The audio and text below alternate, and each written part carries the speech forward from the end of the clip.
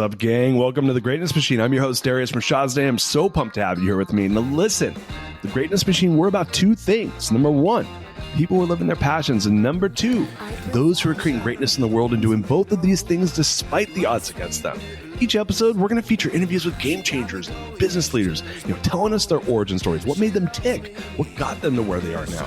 Why? So it can help you step into your greatness within your life, your business, and your career. Occasionally, you might hear a few solo episodes from myself, moi, as I say, as I leverage my 20 years of entrepreneurship as a CEO and founder to help you grow and level up in your journey to scale your life and your business. So, come be a fly on the wall, enjoy the conversation, and I'm stoked to have you here with me.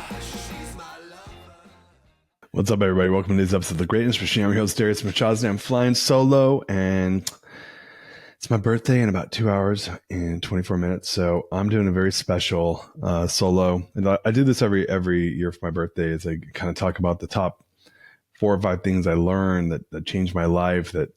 And really this year I'm going to be talking about what are the top 4 learnings that I've experienced since May 2nd, 2024.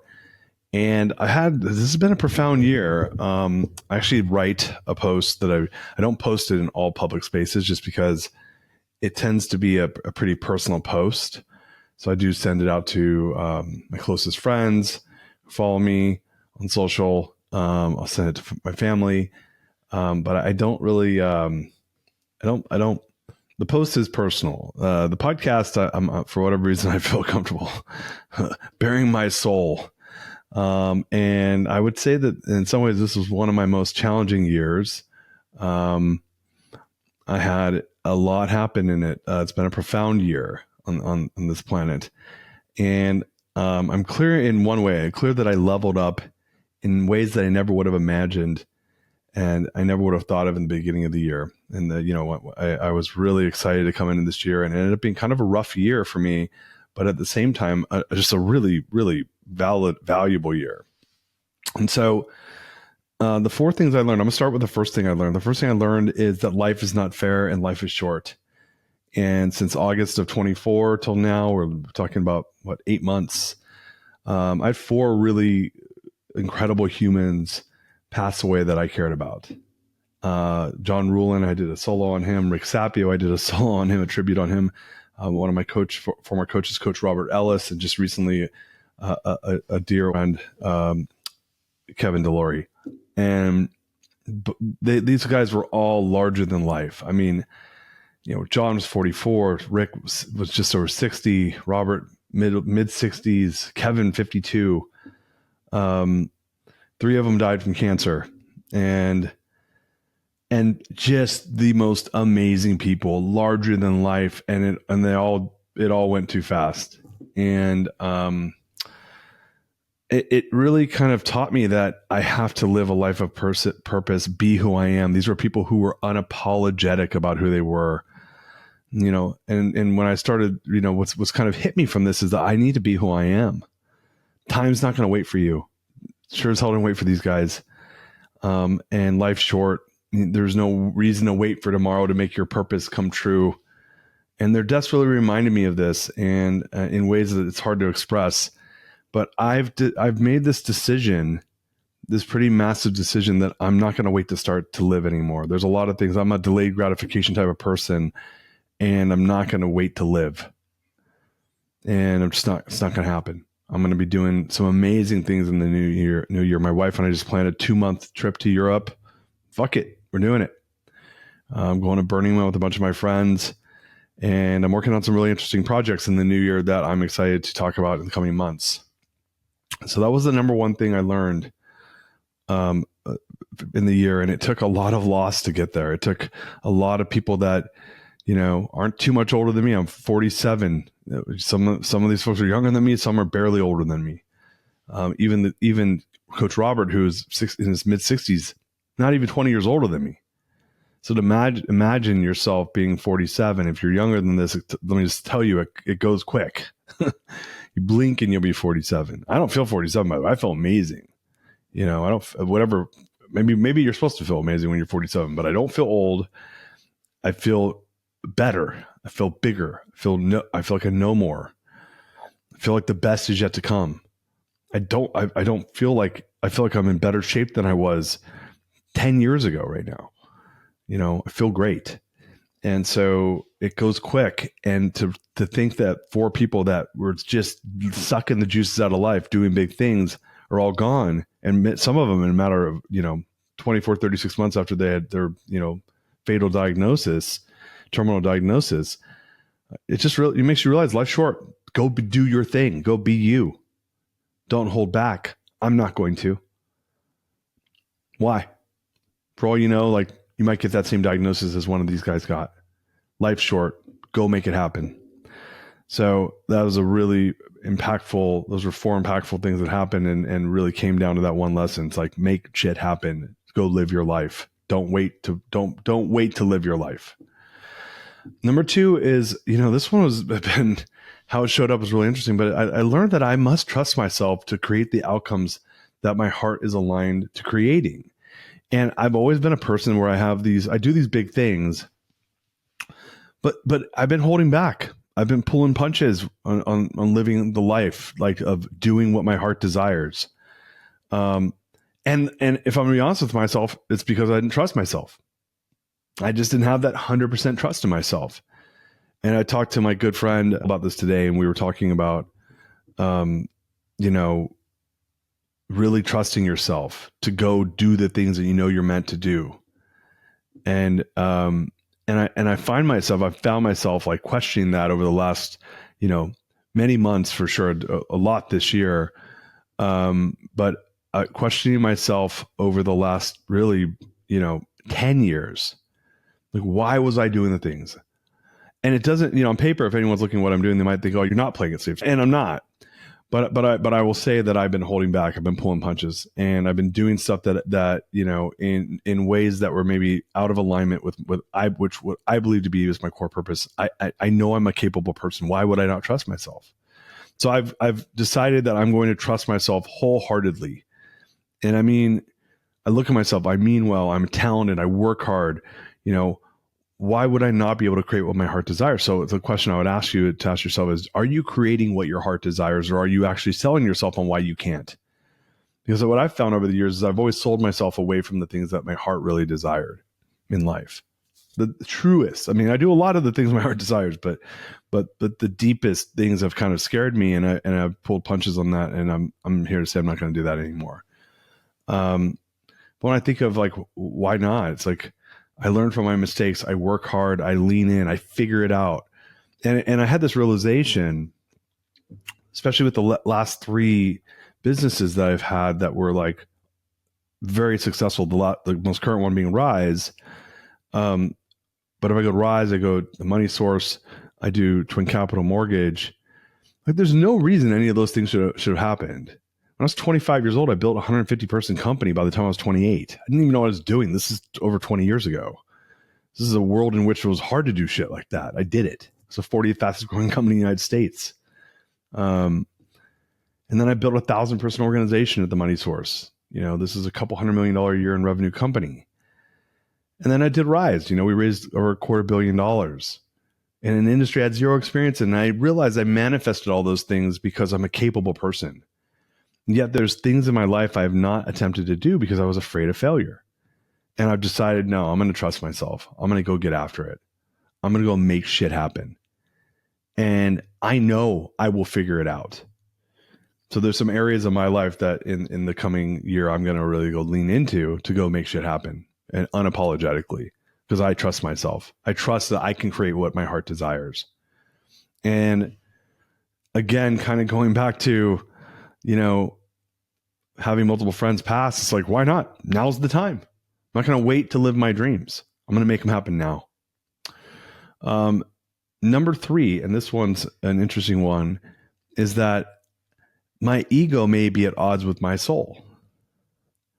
I realize I've spent a lifetime, building businesses, measuring, what I thought makes me look good. I want a bigger company, a bigger title, raise a bigger pot of capital, play bigger, 7-figure CEO, 8-figure CEO, 9-figure CEO, etc. All in the name of what? Feeding an incessant hunger to feel worthy. And I've made the decision that I'm done with this part of my life. Our time on this planet, it's finite, slips away, and I'm going to wholeheartedly lean into my calling, lean into my talents, make things happen from deep within my soul. Your soul whispers what it needs. It doesn't shout it. But what I'm finding is I'm at war with my ego, and I've let my ego get the best of me to try to prove that I'm worthy. And I know that down deep, I'm good enough. And I'm starting to listen much more to my soul and what my soul wants and what I need to really feel whole. And it's not about some big vanity metric. I've talked a lot about this. It's really about living your calling, showing up, being yourself, authentically being yourself, right? Like showing up with the whole heart, knowing that you're going to produce great results, align with your purpose to create value in the world, because the world needs us right now. It needs people to show up whole, not to prove that they're worthy, not to prove that they have, that you should want them to be something. And we see this all over the place. We see these vanity metrics around, 8-figure CEO and 9-figure CEO and 7-figure this and, $1 million that and X number of employees. And, especially as entrepreneurs, we see that. Or look at my house and look at, all these things, these status things that people live up to that are totally meaningless. They don't mean anything if you're not coming at it from a whole place. And what I found is the people that I see that are whole people, they're just much happier. I myself am much more happier, much more satisfied, much more relaxed when I'm coming at things from a place of purpose, from a place with my values are aligned, where I'm creating from my essence, and this is a Coach Robert thing, my good friend, Coach Robert. Are you creating from a place of essence? Are you bringing your talents to the world to serve the world in a better place? And I think I've done a fair amount of that in my life, but I'm being sober. I'm being honest with myself. It's always been around like proving worth. It's been around wanting people to think I'm a big shot. And then as I've matured, especially when I was younger, when I was in my 20s, that's all I cared about. I want to be top 100 in the Inc. 5,000. Why? I want to have a $10 million company. Then I wanted to have a $100 million company. I want to have 1,000 employees. I want to be Glassdoor this. I want to be award that, best place to work. And by the way, I really wanted to build those things, but I wanted the recognition. Why? Because I wanted to be able to brag about it, And, I used to be really envious of other people that had the bigger award than I had, or the bigger company, or the bigger this, that, the other, or the better this, that, and the other. And like, who the hell am I comparing myself against? And I really think that this is a race where we're comparing ourselves against ourselves. But you have to be creating from a place of purpose and essence and truth and be wholehearted in that process. And for me, it's around leading with my heart to be who I'm supposed to be, to create value in the world outside of myself. Because at the end of the day, I want to leave it all on the mat. And I don't want to believe that I did something out of alignment with an intention to create value outside of myself, because I think that's really where the juice is. So yeah, I'm really kind of trying to tame my ego. And I've had this awareness now of when the ego's taking over versus when it's really coming from my soul. And when the ego is loud and wants and desires, and when you obsess about stuff and there's anxiety around it, and the soul's chill. It's like it knows, when your soul is aligned with what you're working on or what you're doing with your family, with your friends, with your business, with the projects you're working on. And for me, there's a calmness there. So if I'm creating from this place of calmness, I know who's driving the bus. And when I'm creating from a place of anxiety and thirst and lack, I know who's in charge. And for me, there's a great awareness around that just didn't exist before that. And so I'm excited. It's funny because it both still show up, ego a lot more than soul, but soul's getting stronger and showing up more. And I'm excited to be able to create from that place. So that's going to be a big for me in my 47th year. Oh, last but not least, I'm going to unapologetically be myself. But even more, I've decided to quit hiding who I am. I've always been larger than life. And in some ways it's a blessing, like people get to see a lot of me. And in some ways it's a curse, But I realize I've worn a lot of masks. I've wanted to, people to accept me, to make them feel comfortable, to win them over. I got woo as one of my top strengths, and it's all, not always come from a place of sincerity. A lot of times it's around winning someone over or selling someone. I'm a salesperson in my heart. I'm an influencer. For me, it's I like to influence people and get them to do cool things. But I had this realization that, sometimes I've done it for the reasons of wanting others' opinions of me to be good. When the only thing that really matters is my opinion of me. It goes back to this place of, is it coming from a place of thirst and wanting and yearning, or is it coming from a wholehearted place of like me just being me because I know that I'm going to show up and do the right things. So there's really no more need for me to hide, and I wasn't, and look, I've done a lot of work over myself, with myself over the last, especially the last like 10 years, but maybe really over the last 3 to 5 years. And the world is looking for us to show up and be ourselves. And I'm not saying this gives you license to be a jerk or an asshole or anything like that. It's none of that. This is about showing up, loving yourself, being in full love for who Darius is, and then doing it in the service of others, in the service of a higher power, in the service of my family, in the service of my friends, but showing up full love and like not tucking away the corners that I don't necessarily, feels comfortable being myself. I'm not going to do it because I want others to, because I know maybe that part of me makes some people feel uncomfortable. That's okay. That maybe they're not meant to be in my life if it makes them feel uncomfortable, and it truly is who I am from my deepest essence, the deepest part of my heart and soul.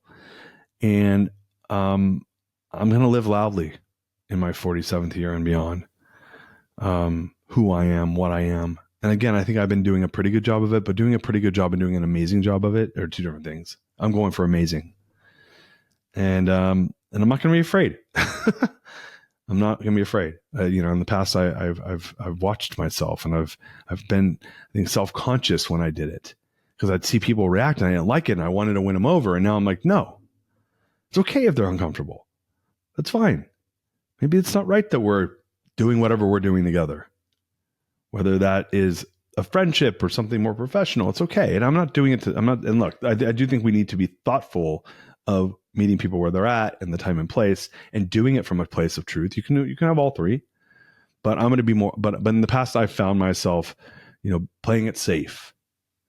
And 47th year, 2025 to 2026, May 2nd through May 1st is a year of being unapologetically me.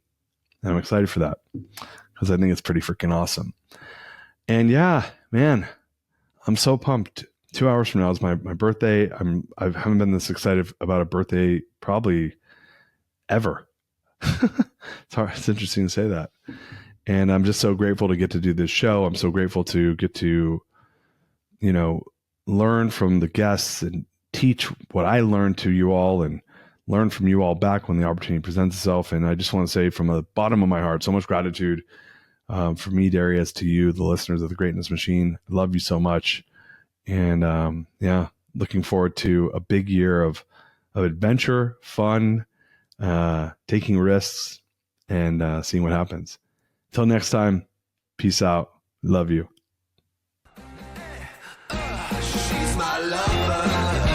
You are listening to The Greatness Machine, and that's a wrap for today. Listen, if you love what you heard, subscribe to the show on whatever podcast platform that you're tuning in on, so that you don't miss any of our future episodes. We have tons of great people coming on, and we're stoked to have you here to enjoy it with us. Leave us a review. Tell us what you love most about this particular episode. We love getting the reviews. We love to see what you guys love most. And if this particular episode, made you think of someone who's leveling up in their business and in their life, print screen, share it with them. Leaders are the best givers. And after all, we're all here to support and grow with each other. And in case you want to see some of the fun behind the scenes shots or some of the things that we're doing, I'm actually writing about this in my weekly newsletter. Go to www.therealdarius.com and subscribe to my newsletter. We're talking about fun things like business and life and mindfulness and cryptocurrencies and gosh, I don't even know, everything and anything, but it's tons of fun stuff I write about. I try to get it out on a weekly basis. You can subscribe at www.therealdarius.com. And with that said, look, thank you guys so much. I appreciate you. I love you. Peace. We're out of here. See you guys on the next one. She's my lover.